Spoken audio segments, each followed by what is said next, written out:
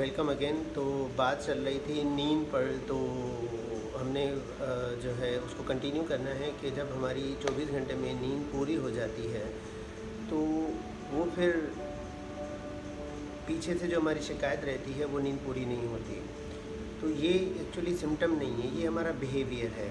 ठीक है, अब अगर हमें इसको बेहतर करना है तो हम उसको एडवाइस करते हैं कि जो सोने के टाइमिंग्स हैं वो फिक्स होने चाहिए, उठने के टाइमिंग वो फिक्स होने चाहिए।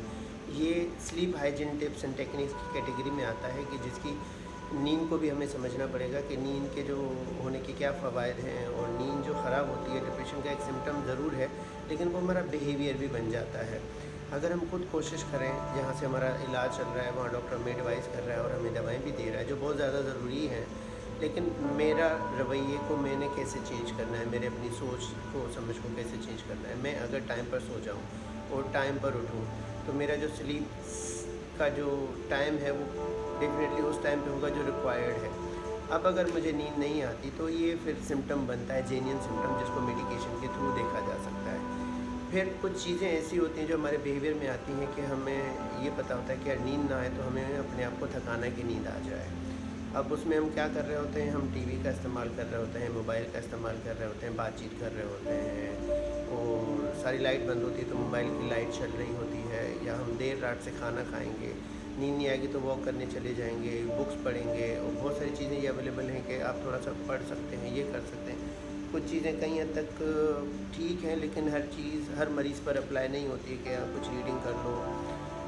तो कोई भी चीज़ अगर हम बिस्तर पे जा रहे हैं तो वो अगर हम कर रहे हैं कोई भी चीज़, तो वो हमारे ब्रेन को स्टिमुलेट कर रही होती है, ना कि वो थका रही होती है। अगर हमारा ब्रेन स्टिमुलेट हो जाता है तो हमारी नींद उड़ जाती है, उल्टा कुछ घंटे वो ले लेगा सोने में और बॉडी हमारी थकी होती है। तो एक दिमाग और जिस्म में इख्तलाफ से शुरू हो जाता है। और डेफिनेटली अगर हम सुबह उठेंगे तो ना हमारा मूड अच्छा होगा, ना हमारे जज्बात अच्छे होंगे और ना हमारी बॉडी से हमारा साथ देगी।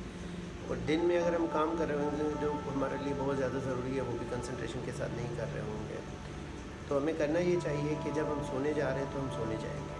हमारा काम सोना है, कोई भी और काम नहीं है। और जो भी काम है जो हम करते हैं बिस्तर के टाइम पे, वो दिन के हैं। वो दिन में 24 घंटे में किसी भी वक्त जो एक्स्ट्रा टाइम है या हफ्ते में 1-2 दिन में निकाल के वो हम कर सकते हैं। तो हम ये एडवाइस करते हैं कि आपकी जो स्लीप टाइमिंग है वो फिक्स होनी चाहिए। आधा 1 घंटा आगे पीछे चला जाए कोई बड़ी बात नहीं है।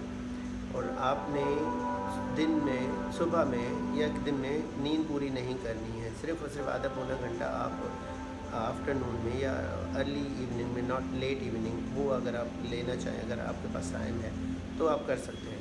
उसमें भी ज़रूरी नहीं है, लोग कहते हैं कि डॉक्टर साहब दिन को भी नींद नहीं आती है।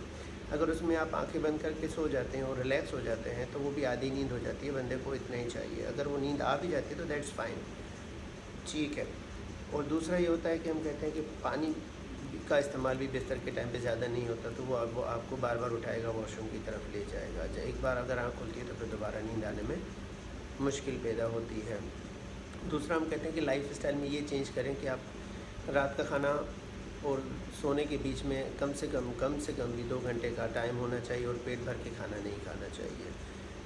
और जो वॉक का हम एडवाइस कर रहे होते हैं, जिसके बहुत सारे फ़वाइद हैं और उससे नींद भी बेहतर होती है, हमारी अपनी जिस्मानी और ज़हनी सेहत बेहतर होती है, तो वो वॉक की जाती है खाली पेट। और 2 टाइम अच्छे हैं, सुबह सवेरे आप अगर अफोर्ड कर सकते हैं सुबह को करें, नहीं तो शाम सवेरे का टाइम बहुत अच्छा है। और जाएँ और वॉक करें, और वो ब्रिस्क वॉक होनी चाहिए जिसमें आप छोटे छोटे कदम उठाएंगे आहिस्ता आहिस्ता से, और कुछ टाइम के लिए उस टाइम को मेंटेन करेंगे, 5 मिनट 10 मिनट। वक्त के साथ साथ उस टाइम को बढ़ा के आप आधे से पौना घंटा उसको रेगुलर देंगे। अब अगर आपको जिस्मानी तौर पर गैर ज़रूरी थकावट हो रही है, आप नहीं कर पा रहे, तो आप अपने मुआलिज से मिलें और अपने फ़िज़िकल टेस्ट कराएँ जिसमें आपका हेमोग्लोबिन तो कम नहीं है, आपके नमकियात तो कम नहीं है, विटामिन डी और B12 आजकल बहुत सारी पॉपुलेशन का कम है, और वो कम होने की वजह से भी लोगों में मिजाज में तब्दीली आ जाती है। तो वो टेस्ट कराएं, वो बेहतर करें, हेल्दी खाना खाएं।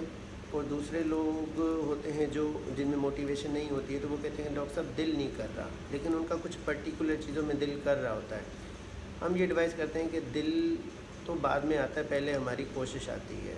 आप डिप्रेशन में जो चीज़ें छोड़ दी हैं आपने, वो दोबारा करनी होती हैं आपने, कि आप कम से कम दोबारा अपनी ज़िंदगी में वापस आ जाएंगे। इलाज का मकसद ये नहीं है कि हम कोई एक्स्ट्रा बेहतर हो जाएंगे। इलाज का मकसद होता है कि हमें अपनी ज़िंदगी में वापस आना है। और हम माजी को कंपेयर कर रहे होते हैं, माजी जैसे तो हम नहीं हो सकते, माजी से बहुत बेहतर हो सकते हैं हम, लेकिन हम अगर डेली रूटीन में ज़िंदगी में वापस आ जाएं तो सबसे बड़ी बेहतरी ये है। दवा का रोल उतना ही है साइंटिफिकली जितना मैंने आपको बताया।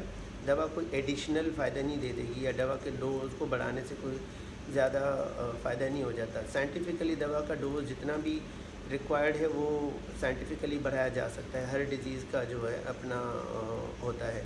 कुछ कंडीशंस होती हैं जब डिप्रेशन बहुत ज़्यादा शदीद हो जाता है, वो केमिकल चेंजेस इतने होते हैं जो मरीज़ कुछ नहीं कर पाता, तो वहाँ हमें मरीज़ को कभी एडमिट भी करना पड़ता है। मरीज़ की साइकोथेरापी है, और मरीज़ के जो डिफरेंट स्ट्रेटजी हैं जिसमें हम एंटी डिप्रेशन की कॉम्बिनेशन बना रहे होते हैं, फिर कभी कभी वो दूसरी दवाएं मूड स्टेबलाइज़र भी दे रहे होते हैं। और साइंटिफिकली ये अप्रूव्ड है कि लो डोज जो दूसरी दवाएं आती हैं, एंटी साइकोटिक या साइकोट्रोपिक मेडिकेशन कहते हैं, वो उसका कॉम्बिनेशन भी दिया जाता है। लेकिन ये डॉक्टर की एडवाइस पर होता है, और मरीज़ को अगर फ़ायदा नहीं होता तो उसका राइट है कि वो एक्सपर्ट ओपिनियन ले ले और फिर वो सेटिस्फाई हो जाए, और वो अपनी नॉलेज में इजाफ़ा ज़रूर करे इस लेवल पर कि वो इलाज कराएगा, ना कि वो इतना कि ज़्यादातर आज लोग जो गूगल पे चले जाते हैं, और ये आजकल सबसे बड़ा मसला हुआ है कि गूगल पे जाने के बाद जब वो सिम्टम को सर्च करते हैं, वो सिम्टम्स को अपने ऊपर अप्लाई करते हैं। और क्योंकि गूगल आप एक सिम्टम डालेंगे तो उसके तो बहुत एक्सट्रीम बीमारियां भी उसके साथ लिंक करके बता देगा, तो वो एक फ़ियर सा डेवलप हो जाता है।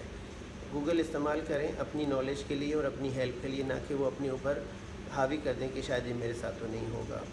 क्योंकि बहुत सारी वजूहत हैं डिप्रेशन की, और एक पर्सनैलिटी भी है, जिससे मैंने आपको पहले बताया कि हमारा नज़रिया क्या है। हमारा अगर नज़रिया डिफरेंट होगा तो वो हमारी सोच, हमारे रवैये पे ज़रूर असर करेगा, क्योंकि वो नज़रिया तो हमारा दवा पर ठीक होने वाला नहीं है। जब तक कि हम अपने आप को नहीं समझेंगे तो हम अपनी बीमारी को भी नहीं समझेंगे। जी, कुछ कंसर्न्स जो हमारे पेशेंट्स के या आम लोगों के ये होते हैं कि डॉक्टर साहब ये बीमारी बार बार आती है, तो मैं इसमें इजाफ़ा ये कर दूं कि जब पहली बार बीमारी आती है डिप्रेशन की ख़ास तौर पे, तो उसका इलाज जो है 6 से 9 महीने तक चलना चाहिए, और वो ज़रूरी है। ठीक है, अगर वो बीमारी दोबारा आ जाती है, क्योंकि उसका रिस्क वैसे ही रहता है, इलाज करने से वो रिस्क काफ़ी कंट्रोल हो जाता है। दोबारा आने के बाद जो इलाज का दौरानिया है वो तकरीबन 2 साल तक चला जाता है, क्योंकि ब्रेन एंड बॉडी में वो ब्रेन में ख़ास तौर पे चेंजेस आती हैं जिसको मज़ीद कंट्रोल करने के लिए लंबा अरसे तक की दवा चलानी चाहिए। वो दौरानिया है 2 साल तक कम से कम। अगर ये किसी वजह से तीसरी बार बीमारी आ जाती है, थर्ड एपिसोड ऑफ डिप्रेशन, तो उसमें ये कहते हैं साइंटिफिकली कि बीमारी के आने का रिस्क है वो बहुत ही ज़्यादा बढ़ जाता है, 50 से 80% तक। अगर कोई वजह ना भी हो तो मरीज़ डिप्रेशन में चला जाता है। जैसे मौसम की तब्दीली भी इंसान को डिप्रेशन में डाल देती है, लेकिन वो सिम्टम्स इतने बढ़ जाते हैं कि वो फिर खुद कंट्रोल नहीं करता, नॉर्मल से ज़्यादा चले जाते हैं। तो उस दौरान कहते हैं कि अगर सिम्टम बेहतर भी हो जाए तो मरीज़ कम से कम दवा की ज़रूरत पड़ती है, तो वो तकरीबन गैर मुय्यना मुद्दत के लिए वो दवा को इस्तेमाल करेगा। उसके साथ साथ अगर उसके मसले मसाइल हैं, ज़हनी सोच है, उसकी जो पर्सनैलिटी के इशूज़ हैं, उसके लिए उसको काउंसलिंग की ज़रूरत पड़ सकती है। एक और कंसर्न है कि मरीज़ कहते हैं कि डॉक्टर साहब, ज़्यादातर मरीज़ आते हैं, डॉक्टर साहब मुझे दवा की ज़रूरत नहीं, मुझे काउंसलिंग से ठीक करें। मैं ये कहना चाहूँगा कि काउंसलिंग हर सिम्टम को ठीक नहीं कर सकती। जहाँ पर जेन्युइन क्लिनिकल सिम्टम है वहाँ मेडिकेशन की ज़रूरत पड़ती है। उसके बाद उसने अपनी सोच को तब्दीली करनी पड़ती है, जो रवैये में चेंज आता है। अगर रवैये को तब्दील करता है तो सोच चेंज आती है। उसको कहते हैं CBT, कोग्निटिव बिहेवियर थेरेपी, या ब्रीफ काउंसलिंग या एडवाइस भी काम आ जाती है। अच्छा, एक टर्म होता है mild depression. Mild depression means छोटे दर्जे का डिप्रेशन, लेकिन वो नॉर्मल डिप्रेशन से थोड़ा ज़्यादा ही होता है। इलाज का तरीका वही होता है, उतना ही दौरानिया होता है, लेकिन उन मरीज़ों में वो ही डिप्रेशन की अलामतें रोज़मर्रा की ज़िंदगी पे या रोज़मर्रा की ज़िंदगी इतनी मुतासर नहीं हो रही होती है, तो वहाँ पर मरीज़ों को काउंसलिंग की ज़रूरत पड़ रही होती है। और वो काउंसलिंग भी उसी प्रोटोकॉल के साथ चल रही होती है, और साइकोलॉजिस्ट ज़्यादातर कर रहे होते हैं, और ब्रीफ काउंसलिंग साइकेट्रिस्ट भी कर रहे होते हैं, लेकिन ये टीम वर्क होता है, तो वहाँ मरीज़ बहुत बेहतर हो जाता है उन चीज़ों को अगर चेंज करता है। अच्छा, अब एक चीज़ देखी गई है कि मरीज़ की जो एक्सपेक्टेशन है वो बहुत ज़्यादा हो रही होती है कि मरीज़ किस नज़रिए से डॉक्टर के पास आ रहा है। अगर उस म्यार पर अगर डॉक्टर पूरा नहीं उतर रहा तो उसके लिए वो डॉक्टर उतना मुफीद नहीं है। या दूसरा ये होता है कि डॉक्टर ने दवा दी, क्योंकि हर दवा असर करने में थोड़ा सा टाइम लेती है, और अगर दवा असर नहीं कर रही है और सूट नहीं हो रही है तो वो सोचता है कि डॉक्टर जो है सही से इलाज नहीं कर रहा है या मेरी बात नहीं समझ रहा। तो उसमें थोड़ा सा इंतज़ार करना चाहिए। अगर आपको लगता है आप इलाज ना छोड़ें, आप एक्सपर्ट ओपिनियन ले लें, अपने मुआलिज के पास जाइए, वो बताइए जाके डॉक्टर साहब ये दवा सूट नहीं कर रही है, इसके साइड इफ़ेक्ट हो रहे हैं।